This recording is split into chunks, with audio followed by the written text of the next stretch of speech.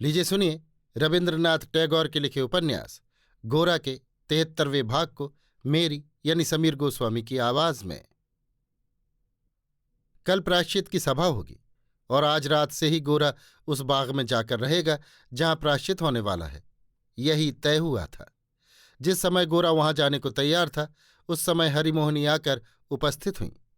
उन्हें देखकर गोरा के मन को कुछ प्रसन्नता नहीं हुई। गोरा ने कहा, आप आई हैं, लेकिन मुझे तो अभी जाना है। माँ भी कई दिन से घर में नहीं है। अगर उनसे कुछ प्रयोजन हो तो। हरिमोहिनी ने कहा, ना भैया, मैं तुम्हारे पास आई हूं, जरा बैठ जाओ, तुम्हारा बहुत समय न लूंगी। गोरा बैठ गया। हरिमोहिनी ने सुचरिता का जिक्र छेड़ा। कहा, तुम्हारी दी हुई शिक्षा से उसका बड़ा उपकार हुआ है। यहां तक कि आजकल वो हर एक के हाथ का पानी भी नहीं पीती और सभी बातों में उसकी सुमति का परिचय मिलता है। हरिमोहिनी कहने लगी, भैया, उसके बारे में मुझे क्या कम चिंता थी। उसे सुमार्ग पर लाकर तुमने जो मेरा उपकार किया है उसका बखान मैं मुख से नहीं कर सकती। भगवान तुम्हें राजराजेश्वर बनाए, कुलवंती लक्ष्मी बहू मिले, घर रोशन हो, धन संपत्ति संतान से भरा पूरा रहे। इसके बाद हरिमोहिनी ने फिर कहना शुरू किया, सुचरिता की अवस्था अब अधिक हो चुकी है, उसका ब्याह अब बहुत जल्दी हो जाना चाहिए। यहां तक कि उसमें एक दिन की भी देर होना अब मुनासिब नहीं है। हिंदू के घर में अगर वो होती, ब्राह्म परिवार में न रहती, तो अब तक बाल बच्चों से उसकी गोद भर गई होती। ब्याह में देर करके कितना बड़ा अवैध कार्य हुआ है, इसके बारे में निश्चय ही तुम भी सहमत होगे।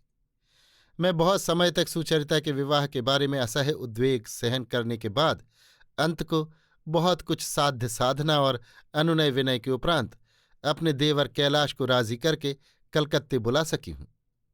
उन्होंने पहले जिन सब गुरुतर विघ्न बाधाओं की आशंका की थी वे सब ईश्वर की इच्छा से दूर हो गई हैं। सब कुछ पक्का और ठीक हो गया है। वर पक्ष के लोग एक पैसा भी दहेज न लेंगे और सुचरिता के पूर्व इतिहास पर भी कुछ आपत्ति नहीं करेंगे। मैंने इन सब समस्याओं को हल कर दिया है। इसी समय सुनकर तुमको आश्चर्य होगा, सुचरिता एकदम खिलाफ हो बैठी है। वो ब्याह करने को राजी नहीं होती। उसके मन का क्या भाव है नहीं जान पड़ता। मालूम नहीं किसी ने उसको भड़काकर बहका दिया है और किसी को वो चाहती है, भगवान ही जाने। लेकिन भैया, तुमसे मैं खुलासा ही कहे देती हूं, वो लड़की तुम्हारे योग्य नहीं है। देहात में उसका ब्याह हो जाएगा तो कोई उसका पहले का हाल जान भी नहीं सकेगा और किसी तरह काम चल जाएगा। लेकिन तुम लोग शहर में रहते हो, तुम अगर उससे ब्याह करोगे तो शहर के लोगों को मुंह नहीं दिखा सकोगे। गोरा ने क्रुद्ध होकर कहा, आप ये सब क्या बक रही हैं? किसने आपसे कहा है कि मैं उससे ब्याह करने के लिए तैयार हूं, या मैंने उससे इस बारे में कहा सुना है? हरिमोहिनी ने कहा, मैं क्या जानूं भैया, अखबार में छप गया है और वही सुनकर मैं लज्जा के मारे मरी जा रही हूं। गोरा समझा, हारान बाबू या उनके दल के किसी आदमी ने अखबार में विषय की आलोचना की है। गोरा ने क्रोध से मुट्ठी बांधकर कहा, सब झूठ है।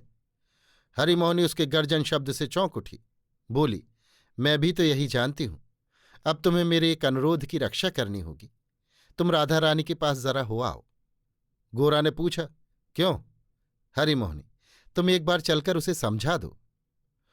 गोरा का मन इस उपलक्ष्य से एक बार सुचरिता के पास जाने के लिए उसी समय उद्यत हो उठा। उसके हृदय ने कहा, चलो आज एक बार आखिरी मुलाकात कराओ। कल तुम्हारा प्रायश्चित है, उसके उपरांत तो तुम तपस्वी हो जाओगे।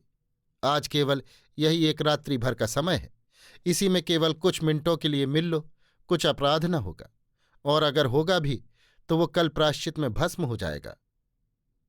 गोरा ने दम भर चुप रहकर पूछा, उनको क्या समझाना होगा, बतलाइए। हरिमोहिनी ने कहा, और कुछ नहीं, केवल यही कि हिंदू आदर्श के अनुसार सुचरिता जैसी सयानी लड़की को शीघ्र ब्याह कर लेना चाहिए। यही उसका कर्तव्य है और हिंदू समाज में कैलाश जैसे सत्पात्र का लाभ सुचरिता की अवस्था की लड़की के लिए अचिंतनीय सौभाग्य है। गोरा के हृदय में जैसे कोई भाले भौंकने लगा। जिस आदमी को उस दिन सुचरिता के घर में द्वार पर देखा था उसे स्मरण करके गोरा के जैसे हजारों बिच्छू डंक मारने लगे। सुचरिता को वो पावेगा ऐसी कल्पना करना भी गोरा के लिए असत्य है। उसका मन वज्रनाद से कहने लगा, न, ये कभी नहीं हो सकता, और किसी के साथ सुचरिता का मिलन होना असंभव है। बुद्धि प्रेमी और भाव की गंभीरता से परिपूर्ण सुचरिता का गंभीर निस्तब्ध हृदय पृथ्वी पर गोरा के सिवा दूसरे किसी आदमी के सामने इस तरह स्पष्ट रूप से प्रकाशित नहीं हुआ था, और अन्य किसी के आगे किसी दिन उस तरह प्रकाशित भी नहीं हो सकता। वो हृदय कैसा अद्भुत है, कैसा सुंदर है! रहस्य निकेतन की अंतरतम ड्योढ़ी में वो कौन अनिर्वचनीय सत्ता देखी गई है? मनुष्य को इस तरह कितनी दफे देखा जाता है और कितने आदमियों को देखा जाता है। देव संयोग से ही जिस आदमी ने सुचरिता को ऐसे गहरे सत्य रूप में देख पाया है, अपनी संपूर्ण प्रकृति के द्वारा उसका अनुभव किया है, उसी ने तो सुचरिता को प्राप्त किया, और कोई कभी उसे इस तरह कैसे पावेगा? हरिमोहिनी ने कहा, राधा रानी क्या सदा इसी तरह कुंवारी रहेंगी? ये भी कभी क्या हो सकता है या होना चाहिए? ये तो ठीक है, गोरा तो कल प्रायश्चित करने जा रहा है, उसके बाद तो वो संपूर्ण रूप से पवित्र होकर ब्राह्मण बनेगा। तो फिर क्या सुचरिता सदा अविवाहित ही रहेगी? उस पर ये चिरजीवन व्यापी दुर्वह भार लादने का अधिकार किसको है? स्त्री जाति के लिए इतना बड़ा बोझ और क्या हो सकता है? हरिमोहिनी न जाने क्या बातें बकती चली जा रही थी। उनका एक अक्षर भी गोरा के कानों में नहीं पहुंचता था।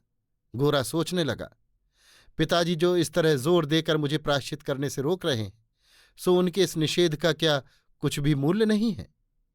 मैं अपने लिए जिस जीवन की कल्पना कर रहा हूं वो शायद मेरी कल्पना ही है, वो मेरे लिए स्वाभाविक नहीं है। वैसा कृत्रिम बोझ ढोकर तो मैं पंगु हो जाऊंगा। उसके भार से दबकर मैं जीवन का कोई काम सहज ढंग से न निभा सकूंगा। अभी तो देख रहा हूं मेरा हृदय आकांक्षा में उलझ गया है। इस पत्थर को कैसे हटाऊं? बाबा किसी तरह जान गए हैं कि मैं अपने अंतर के भीतर ब्राह्मण नहीं हूं, तपस्वी नहीं हूं, इसीलिए उन्होंने इतने जोर से मुझे मना किया है। गोरा ने सोचा, मैं अभी पिताजी के पास जाऊं, आज अभी इसी संध्या काल में उनसे जोर देकर पूछूं कि उन्होंने मुझ में ऐसा क्या देख पाया है। प्रायश्चित की राह भी मेरे लिए बंद है। ऐसी बात उन्होंने क्यों कही? अगर वो मुझे वो बात अच्छी तरह समझा दे सके तो उधर से मैं छुट्टी पा जाऊंगा। हरिमोहिनी से गोरा ने कहा, आप जरा ठहरिए, मैं अभी आता हूं। गोरा फुर्ती के साथ अपने पिता के पास गया। उसे जान पड़ा कृष्णदयाल अभी उसे छुटकारा दे सकते हैं। साधनाश्रम का द्वार बंद था। गोरा ने 2-1 बार धक्का दिया, मगर नहीं खुला। कोई बोला भी नहीं। भीतर से धूप की खुशबू आ रही थी। कृष्णदयाल आज सब दरवाजे बंद करके सन्यासी के साथ अत्यंत गूढ़ और अत्यंत दुरूह एक योग की प्रणाली का अभ्यास कर रहे थे। आज रात भर किसी को उधर प्रवेश करने का अधिकार नहीं था।